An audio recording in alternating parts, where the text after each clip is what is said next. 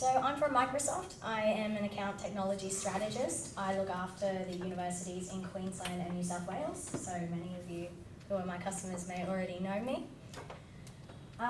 If not, and you are one of my universities, please come and speak to me. I would love to meet you.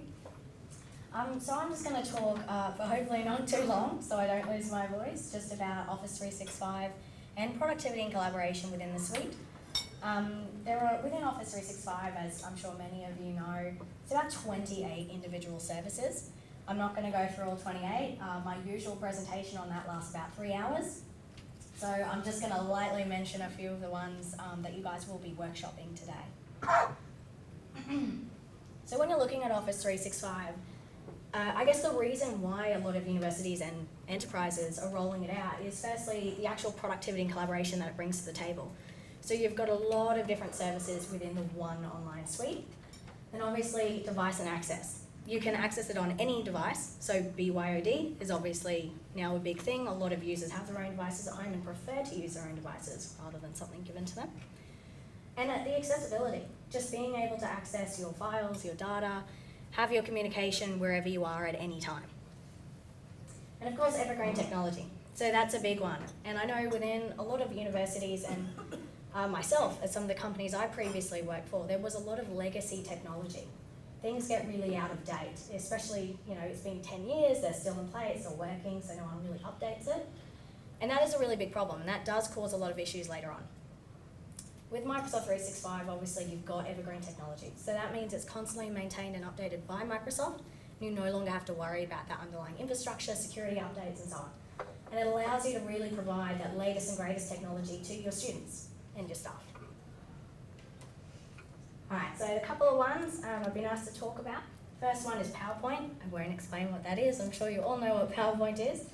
But something that is really cool that was brought out recently into PowerPoint is Presentation Translator. So I'm not sure how many of you have seen that, but it is free. It's just an add-on into PowerPoint, and it allows you to actually have a translator on your slides. So I've seen it in real time. The first time I did was actually one of my own colleagues. He presented at a university, and he stood about 3 meters away from his own laptop, no microphone, and he turned it on to just prove how it worked, and it was about 98% accurate. What it does is the ability to translate that voice to text in real time. And on top of that, have it read in any language. Well, 60 different languages, I believe it's at the moment. So it can actually understand, the last I checked, 10 speech languages, although that is increasing regularly, and translate the text to 60 different languages. So hugely beneficial in teaching and learning. When you're presenting to a class, especially with international students, who would prefer on their own device to then read those subtitles in their own language. And you have that ability. That is free. It's in PowerPoint now. You can download it. It works wonderfully. Next one is OneNote. So OneNote, again, hopefully you all know what that is. It's really just a virtual version of a binder. Really, that's how I imagine it. It's a digital binder. So you've got all your colourful sections and tabs, and within that your multiple pages. And that's sort of how you bring together all of your notes. Now OneNote though offers class notes, and class notes is fantastic in teaching and learning. It gives you the ability as an educator to have predefined OneNote to be able to share with your class and your students. So you get to choose what your OneNote looks like, what all of the sections are, what their titles, maybe one about assignments, one about exams, and you get to put the predefined content in there that you want your students to see and actually assign that out to your entire class. So every student from day one has the exact same information that you provided to them, and they've got their OneNote ready. Next one is Sway. Not too sure how many people have used Sway. It is a bit of a known in some places that I've talked to. I like to think of Sway as like a fancy version of PowerPoint, really, to put it simply. Sway is all content-driven though, so it is really simple. If you don't have much of a design bone in your body, the great thing about Sway is you put the content that you want in there, your different paragraphs, your different images, and go make my Sway. And Sway basically does all the design work for you, and it puts together a really nice presentation. Now Sway is a bit more interactive as well. It's more like reading a storybook rather than static slide by slide. So Sway, again, available to you now. You can go on Sway online, and there's some great examples in there as well on what you can do with Sway. Next one is Forms. So have anyone used SurveyMonkey before? Forms is basically like that. It is getting more and more complex, which is awesome. It's being built out, and there is Forms Pro coming soon. So Forms is basically the ability to have different quizzes, polls, and you can send that out to your students to collect that data in real time. You can export the answers to Excel. You can have them emailed to you. At the moment, it is just Forms is a very simple tool, very easy to use. Like I said, Forms Pro has so much more capability within it. It's actually getting to the point now with Forms Pro, I was just reading the other day about the capability to be able to get that sort of sentiment analysis from the responses, from what they're saying in it. Are they unhappy in their response? Are they happy? And that's really fantastic and a great thing, especially when it comes to student feedback. The next one is Stream. Stream, I used to always think a bit like corporate YouTube, but it is becoming a much bigger media platform. So Stream originally did replace Office 365 video, you may remember. It's just a capability, really, upload your videos, store your media there. You can obviously share the videos out, embed them, comment on them and so on. But now it's become a much bigger media platform and it is built on Azure Media Services.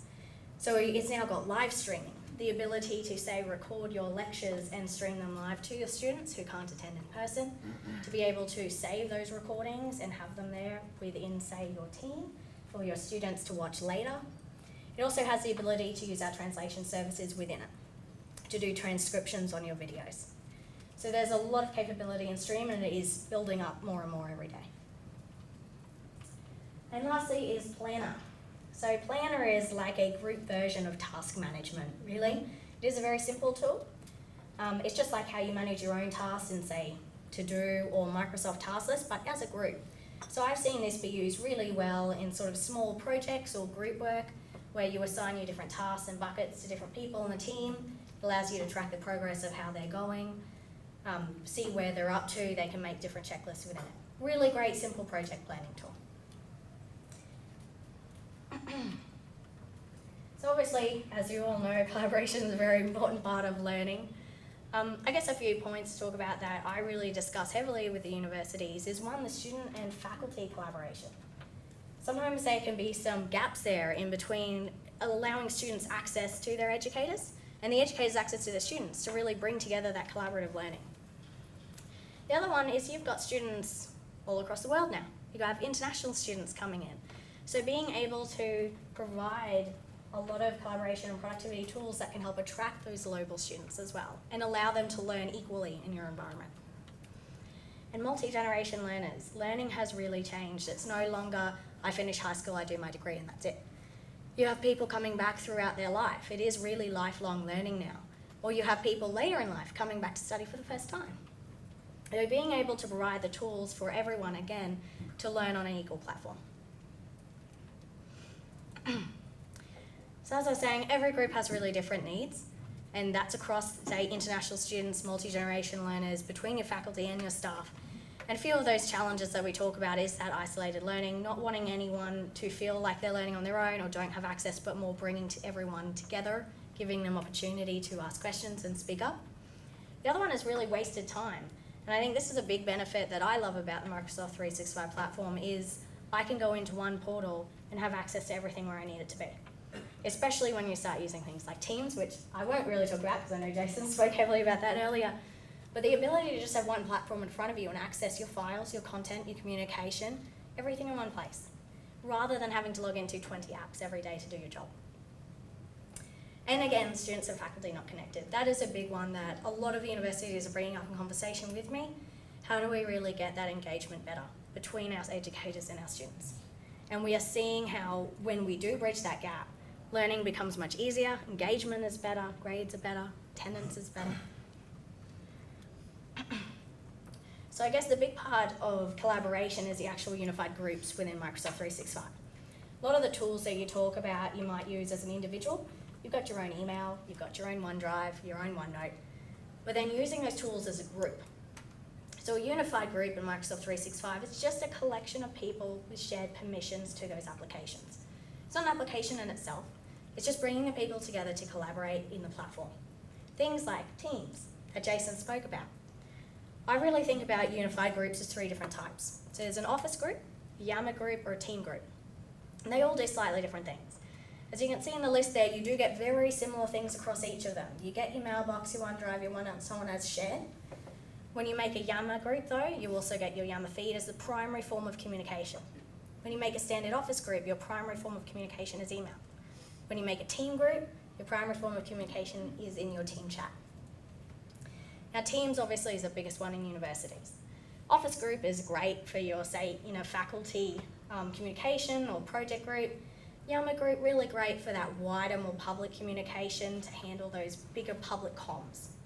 But Teams is really where the heart of that teaching and learning comes into. And like I said, I won't go into too much depth because I know Jason went into it, but Teams is the biggest one I'm getting asked about in every single university across Queensland and New South Wales at the moment. Every single one has projects running to how we can roll this out, how we can implement it, and how we can bring it into teaching and learning. Because we have seen in many cases the real impact that it has. As an example, Dave Kellerman from University of New South Wales will be presenting tomorrow. And he's one of ours, and you've probably all heard the story of how well he has done bringing in Teams into his classroom and how he's used that to really engage with his students better. So that's a big one. So that's really it from me.